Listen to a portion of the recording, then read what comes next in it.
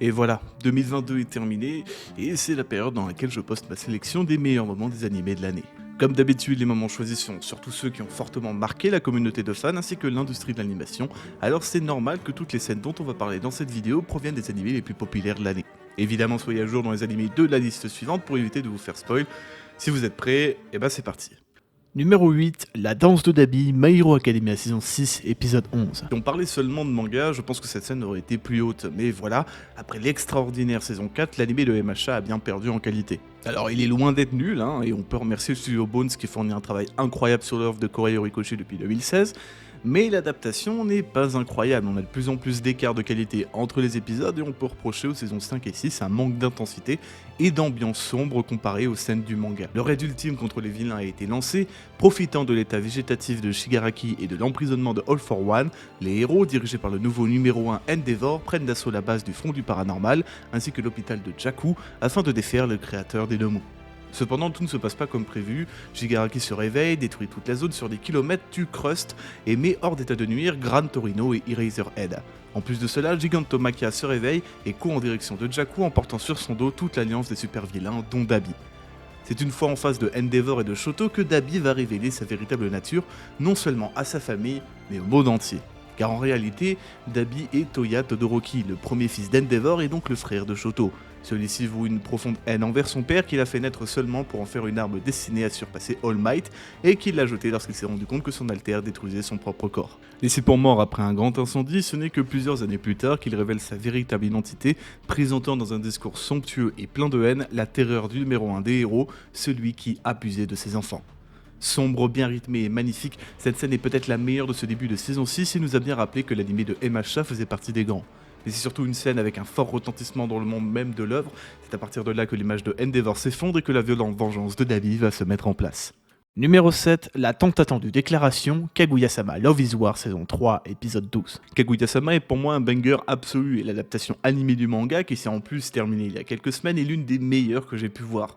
Drôle et original dans ses vannes, l'histoire de deux lycéens amoureux réciproquement, mais trop fiers pour s'avouer leur amour, a vu sa troisième saison être diffusée l'hiver dernier. Et surtout, celle-ci constitue l'apogée du jeu de déclaration entre nos personnages principaux. Nos héros arrivent dans leur dernière année au lycée Shuchin, et toute la saison va porter sur l'évolution et la prise en maturité de Miyuki Shirogane et Kaguya Shinomiya. D'un côté, le président tente de plus en plus à vouloir faire le premier pas, car l'année prochaine il sera parti pour l'Angleterre en poursuite de ses études, et de l'autre, Kaguya cherche aussi à avouer ses sentiments, souhaitant prendre en maturité et voulant arrêter de se voiler la face quant à son amour pour Shirogane. Finalement, lorsque le festival de Noël approche à grands pas, nos deux amoureux mettent en place leur plan pour se délivrer à l'autre, sous le signe du jour de l'amour, une légende au sein de l'académie qui dirait que le dernier jour du festival serait la période de l'année la plus propice à la formation de couple. Si Kaguya reste sur un plan simple pour avouer ses sentiments, mais est tiraillé entre la honte et le manque de confiance, Miyuki lui voit les choses en grand.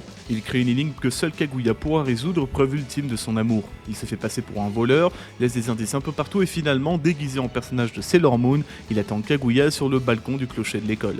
À ce moment-là, une immense boule en papier mâché faisant office de décoration est lâchée près du grand feu de camp organisé et explose, libérant des centaines de ballons en forme de cœur. Ça y est, Miyuki a la force d'avouer ses sentiments et Kaguya en fait alors de même. Sous le thème de Sentimental Crisis, et alors que tous les élèves profitent de la fête, ils finissent par s'embrasser dans une scène absolument magnifique.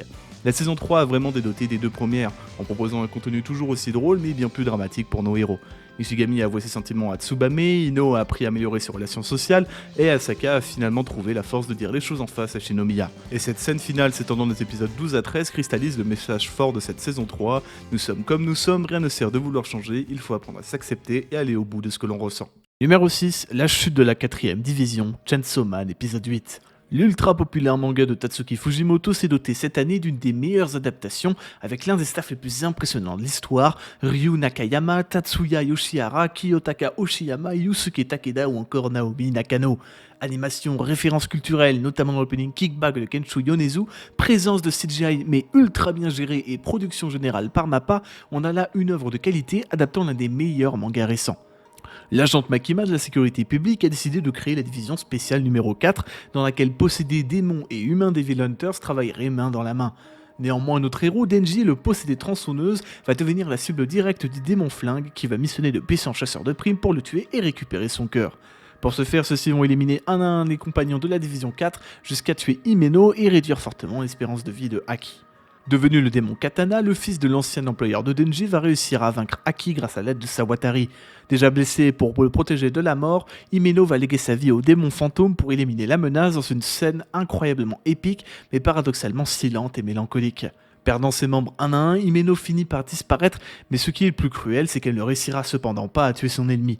Il est difficile de savoir si Himeno était bel et bien amoureuse de Aki ou non, en tout cas celle-ci n'a pas du tout hésité à se sacrifier pour le sauver. De son côté, Aki aura perdu son mentor et sans doute sa meilleure amie, celle avec laquelle il partageait toutes ses cigarettes. De l'attaque sur la division 4, seuls survivront Denji, Aki, Power, Kobeni et Madoka.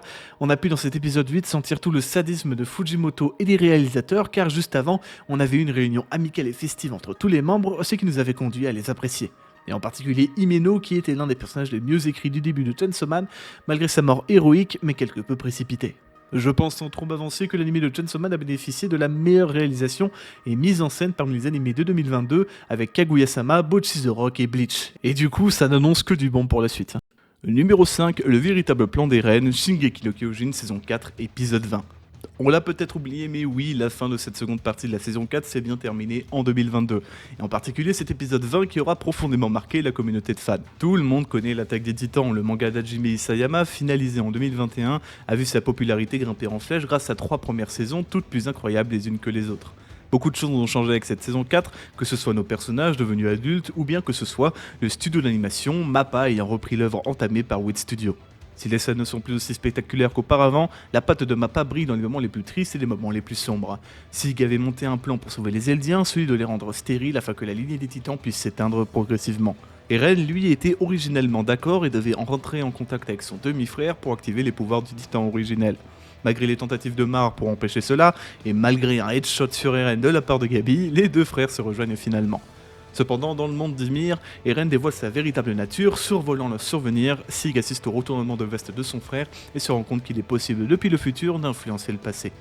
En effet, alors que leur père Grisha hésitait à tuer la famille royale pour récupérer l'originel, Eren s'approche de lui et sans que celui-ci ne puisse le voir, lui chuchote de se battre et d'aller jusqu'au bout de son acte. Le passé rentrant en conflit avec le futur, Grisha perçoit petit à petit ses deux fils et tombe en larmes devant Sig, s'excusant de ses actes. Sig n'en revient alors pas. Il pensait avoir la situation en main, mais c'est en réalité Eren qui avait un coup d'avance. Ce dernier ne souhaite pas une extinction lente des Eldiens, mais l'extermination de tous les non-Eldiens en organisant le grand terrassement pour détruire le monde, à l'exception de l'île de Paradis.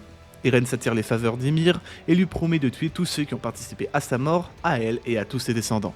Cette scène est incroyable en plus d'expliquer beaucoup de mystères qui étaient jusque-là non élucidés. Le scénario complexe mais cohérent d'Isayama a trouvé toute sa base sur cet échange entre Eren, Sig et leur père Grisha. La tension qui se dégage de ce moment, accompagnée d'un jeu de doublage et de musiques incroyables, en plus de révéler des informations importantes sur la construction du monde de l'attaque des Titans, rend fatalement cette scène comme l'une des meilleures et les plus impactantes de l'année. Numéro 4, le combat final au quartier des plaisirs, Kimetsu no Yaiba saison 2, épisode 10. On va aller plus vite que les autres pour celui-ci, étant donné que je suis pas un grand fan de Kimetsu Yaiba et encore moins de cet arc que j'ai vraiment trouvé plat, aussi bien en manga qu'en animé. Cependant, l'animé est une très bonne adaptation, avec de bons seiyuu, de très belle musique et surtout une qualité graphique incroyable signée Ufotable. On ne présente plus ce studio qui nous produit des animés en 4K et ils ont mis le paquet pour cette saison 2. L'objectif de tuer un des démons des 12 lunes démoniaques, Tanjiro Zenitsu et Inosuke, accompagné du pilier du son Tengen Uzui et de ses 3 femmes ninjas, s'infiltrent dans le quartier des plaisirs. Ils tombent alors sur Daki qui les attaque, mais elle est très facilement vaincue par Tengen dans un premier temps. C'est là que la lune démoniaque dévoile son vrai visage. En réalité, ils sont deux, Daki la sœur et Gyutaro le frère. Et ce dernier est bien plus dangereux que sa sœur avec sa vitesse exceptionnelle et ses lames empoisonnées. Et si plusieurs fois ils se feront couper la tête, cela ne servirait à rien, car pour les tuer, il faut leur couper la tête certes, mais aux deux et en même temps, ce qui doit rompre leur source de pouvoir. C'est lors de cet épisode 10 que cela arrive, Tengen qui avait été mis KO revient à la charge et utilise son souffle du son pour lire les attaques de Gyutaro dans un échange de coups incroyable. La fin de l'épisode se termine sur Tanjiro qui coupe la tête de Gyutaro et Inosuke Zenitsu qui coupe celle de Daki. Leurs têtes tombent et se retrouvent face à face, les voilà morts. Mais avant de partir de l'autre côté, Gyutaro lance une attaque qui détruit tout le quartier des plaisirs et manque de tuer tous nos héros. Ainsi se termine l'épisode et c'était franchement frustrant que ça se termine là-dessus. Pour les musiques, l'animation, les visuels, la performance des doubleurs, même si je ne suis pas fan de Kimetsu, je ne peux que m'incliner devant cette scène qui mérite amplement cette 4ème place. Numéro 3, la rencontre entre Undertaker et Handler One, 86-86, saison 2, épisodes 11 et 12. La scène est juste magnifique. Après avoir fui l'armée de San Magnolia à la fin de la saison 1, aux grandes dames de leur opératrice Handler One, les 5 survivants de l'escouade d'élite Spearhead rejoignent la République fédérale de Djihad et participent à la mission de destruction du Morpho, une machine de la Légion capable de tirer à très grande distance et de détruire des villes entières. À la fin du combat où Shin, chef de l'extraction Spearhead, parvient finalement à détruire le Morpho, des soldats survivants de San Magnolia, dirigés par Vladilena Milizé, ancienne Handler One, rejoignent la machine à moitié détruite de Shin. Blessé et ne se rendant pas compte de qui était en face de lui, il demande à la jeune femme de s'en aller du champ de bataille tout en lui demandant pourquoi elle se bat. Ne reconnaissant pas non plus Shin, Vladilena répond que c'est son devoir de retrouver ses anciens compagnons afin qu'elle puisse les rencontrer en chair et en os et les remercier. Car Vladilena s'en veut de beaucoup de choses. Elle était la seule de l'armée de San Magnolia qui prenait les 86 pour de véritables humains et elle a toujours très mal vécu la mort des unités qu'elle dirigeait. Elle considère que ce serait alors irrespectueux envers ceux qui sont partis d'abandonner les survivants. Elle souhaite les émanciper du champ de bataille et de leur offrir un monde meilleur que l'enfer dans lequel les 86 vivaient jusque-là. À ces mots, Shin reconnaît immédiatement Handler One et pour la première fois, lui qui ne montre que très peu ses émotions, semble touché des propos de Vladilena. La scène est si riche en émotions quand on connaît le passif de nos deux personnages et la relation que la commandante Milizé avait progressivement instaurée entre elle et les membres de Spearhead. On n'avait qu'une envie, c'était qu'ils finissent par se rencontrer physiquement et ça ils le feront lors de l'épisode final. Si dans l'épisode 11 ils se rencontrent sur le front et échangent sur un fond de guerre épique, dans l'épisode 12 et dans une musique bien plus entraînante, Shin se présente finalement à Vladilena, les voilà enfin réunis. Franchement, tout est réussi dans ces deux épisodes, les émotions, les musiques, les visuels, c'était du bonbon pour les yeux, et je pense à mon sens que la saison 2 de 86 n'aurait pas pu mieux se terminer que comme cela. C'est probablement l'anime qui m'a le plus touché de l'année et c'est en tout cas mon préféré de la saison hivernale. En plus de ça, oui c'est une auto-promo mais je m'en fous, j'ai sorti une vidéo entière sur pourquoi il faut regarder cet anime, alors allez la voir. Numéro 2, l'incroyable épisode 1015 de One Piece. L'épisode 1015 de One Piece constitue selon moi l'apogée de qualité que l'on a pu avoir dans toute l'histoire de cet anime. On n'avait plus une direction artistique aussi singulière et de bonne facture depuis l'épisode 957 et l'abolition des 7 grands corsaires, ou bien lors du film 6 avec le baron Matsuri. Pour cause, le staff qui a bossé sur cet épisode était incroyable, avec notamment la réalisatrice Megumi Ishitani ayant réalisé les épisodes 957 et 982, en plus d'avoir bossé sur le combat Goku contre Jiren dans Dragon Ball Super, et pour l'animation, on a eu le quatuor de génie Mori, Ito, Kojima et Yamamoto, ayant travaillé sur le film Broly, sur Gridman, Chainsaw Man, Jojo Stardust Crusaders ou encore SNK saison 4 et Aike Monogatari. Dans cet épisode 1015, on voit d'ailleurs bien la patte de Takashi Kojima qui a bossé dans la scène finale du flashback entre Yamato et Ace. C'est un passage incroyable aux couleurs singulières et volontairement amplifiées afin de faire comprendre le monde que Yamato a pu découvrir en écoutant Ace parler de Luffy et en lisant le journal d'Oden Kozuki. Ah bordel, c'est si touchant, si incroyable, j'adore le personnage de Yamato, son histoire enfermée sur Onigashima, aidé par des samouraïs ayant décidé de devenir Oden Kozuki pour s'opposer à son père Kaido.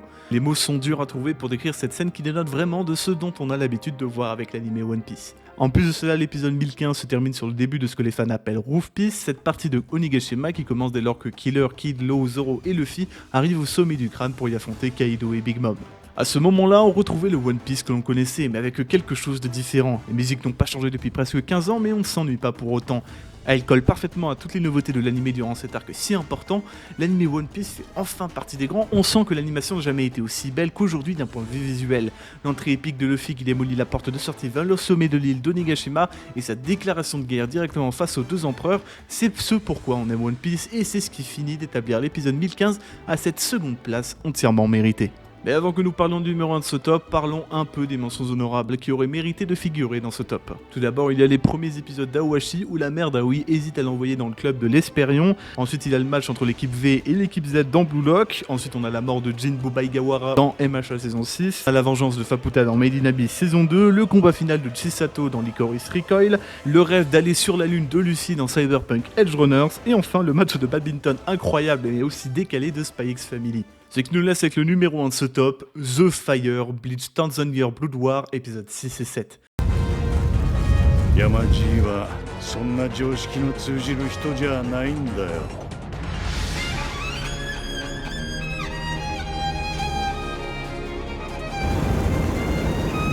Il y a 10 ans, Kurosaki Ichigo se rendait à la Soul Society pour demander que le corps de Ginjo soit rapatrié sur Terre pour y être enterré décemment.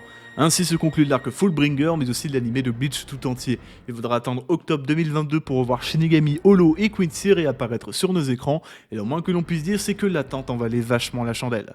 Adaptant l'arc final du manga, le nouvel animé de Bleach se dote d'une des meilleures animations de l'année, avec les musiques déjà iconiques de 2013 réarrangées et encore plus belles. Bleach était bien de retour, et quoi de mieux pour nous spectateurs que le combat le plus attendu de l'année, Iwatch, le roi et père de tous les Quincy, contre Shigekuni Genryusai Yamamoto, le commandant en chef de l'armée des Shinigami, le Gotei 13. Dévasté par la mort de son subordonné, Yamamoto devient fou de rage et devient une véritable boule de feu vivante qui embrasse tout le ciel de la Soul Society. Face à Iwatch, le fondateur des 13 divisions annonce l'activation de son Bankai, Zanka no Tachi. Toutes les flammes de Ryujin Jaka se rassemblent dans la seule pointe de son épée, un seul coup et c'est la mort. Si l'épisode 6 est un florilège de puissance de Yamamoto qui réduit en néant Iwatch, la fin de celui-ci, puis l'épisode 7, est en revanche beaucoup plus monotone. Le véritable Iwatch apparaît sur le champ de bataille, tue Yamamoto affaibli tandis que les soldats Quincy déciment les rangs des Shinigami.